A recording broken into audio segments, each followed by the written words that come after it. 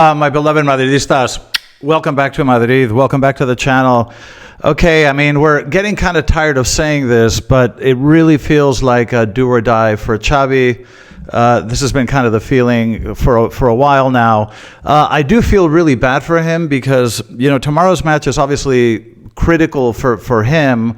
But, you know, he's sort of fighting with one hand tied behind his back because the number of injuries that we have, and if you combine the 3 red cards, Carreras, Fran, and Enrique, I mean, this is a very, very debilitated side on the back of all of that. So I feel bad that the man is sort of fighting for his future with a highly debilitated squad. But look, as awful as I feel about the situation, this is Real Madrid, and this is a must-win match. So there are no excuses. And obviously, if he doesn't get the 3 points, you know, sort of heads will roll. I think at this point, it's more a matter of when than if. And I think, you know, the next defeat could precipitate his replacement. Anyway, let me give you guys my thoughts in terms of the possible lineup, some of the keys, what kind of style I'm expecting, and what some of the keys to the match might be. Thanks for joining me. Let's get started.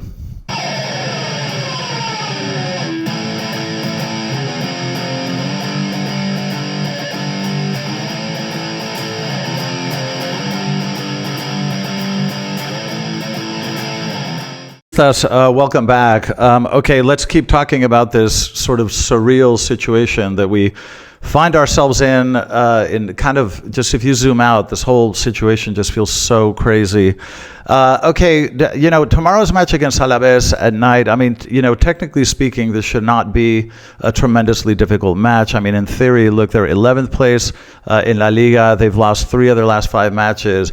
I mean, this is by no means a sort of powerhouse. But of course, you're going to get what you always get when Real Madrid plays away from home, which is a lot of intensity. You know, the home team is gonna play, you know, with a lot of aggression the first 15-20 minutes. You know, the crowd is going to be a very, very big factor in those early minutes. So I think it's very important to sort of stay composed. I don't think any of that is surprising.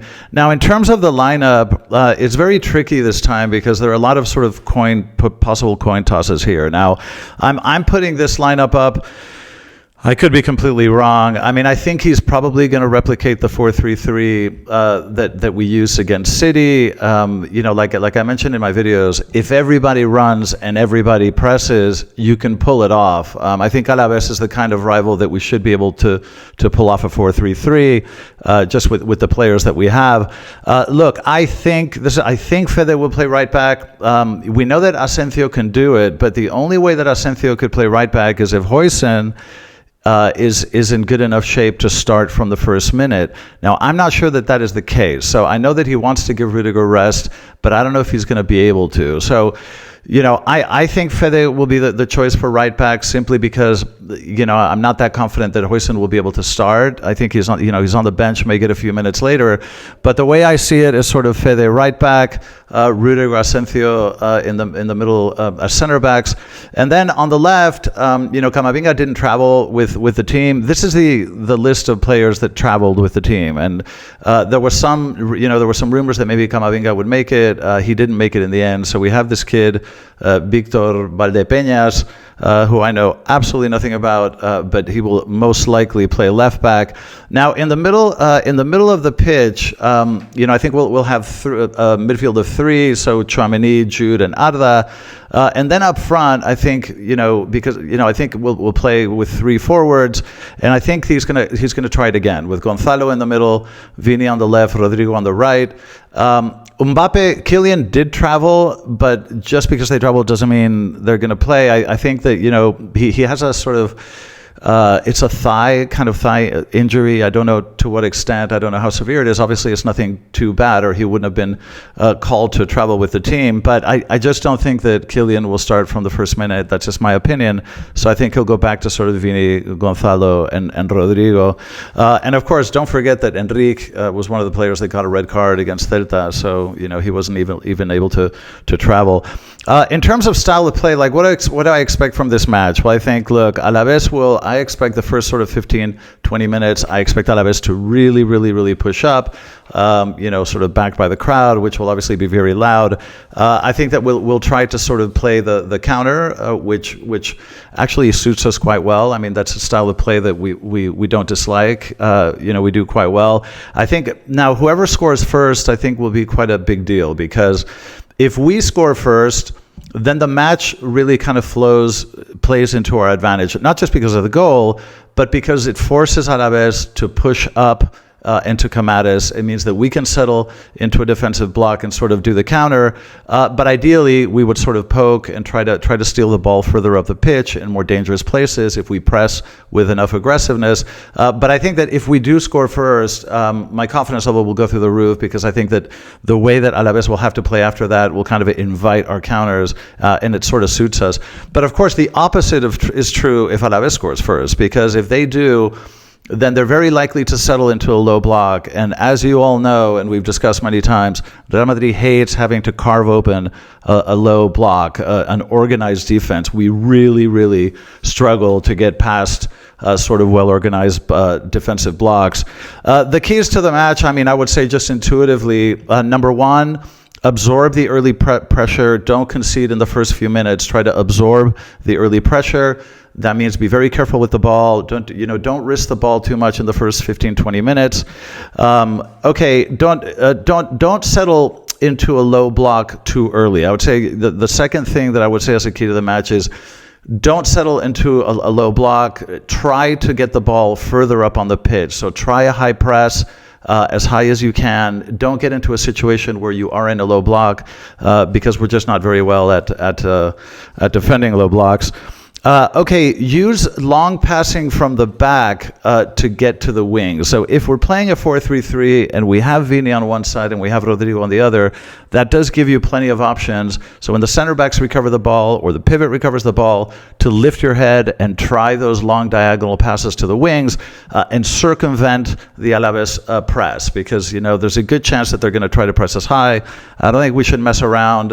We have speedy players on the wing, so I would say take advantage of those long diagonal balls to get over the defensive pressure and get the ball to our wings. Okay, number 4, and I think this is pretty. How many times have I said this? Be very careful with aerial balls and set pieces. Okay, we're getting torn apart. This has always been a weakness historically for Real Madrid, but I think this year it's really pronounced. Be very careful with aerial balls and set pieces. Don't make stupid fouls at the edge of the box that are unnecessary. I beg you, don't, keep it in mind, and then please concentrate on corner kicks, set pieces, aerial balls going into the box. We need to really, really concentrate. Number 5. If we score first, don't lose intensity. This is something that it's kind of a recurring pattern this year.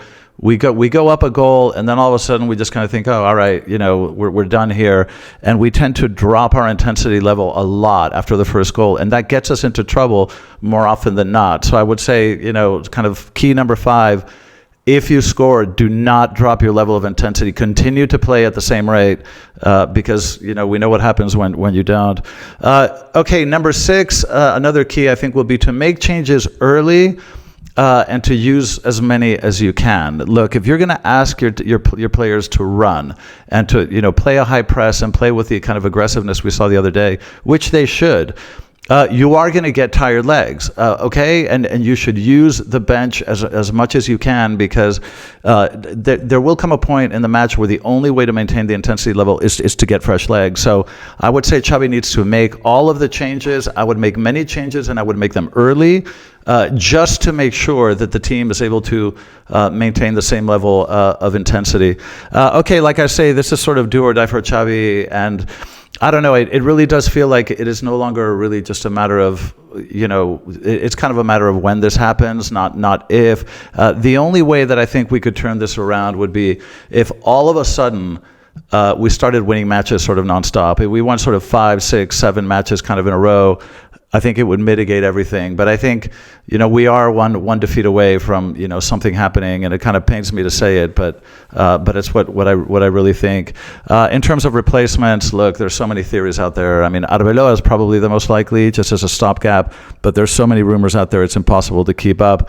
Okay, I never thought that we would be in this situation in the month of December. It seems completely surreal to me that we're sort of in this much, this sort of crisis in the month of December. It's, I certainly did not expect it after those first few matches. But this is where we are. Unfortunately, this is where we are. Okay, that's it. I'm going to keep this video short. And obviously, I'll give you guys a post-match analysis, following the match. I'll give you guys a hot take right after the match.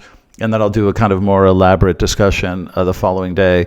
Okay, by the way, I hope you guys like the shorts. But I think the shorts are super useful for like communicating kind of news, like just stuff that comes up, because they're so easy. You just record and kind of put them up, and there's nothing to really organize. So it makes it really easy for me. So I hope that'll be a good source of kind of, interesting updates going forward. But that's it. Let me know what you think in the comment section. Love you guys. Let's hope our boys win tomorrow. But as always and forever, Ala Madrid.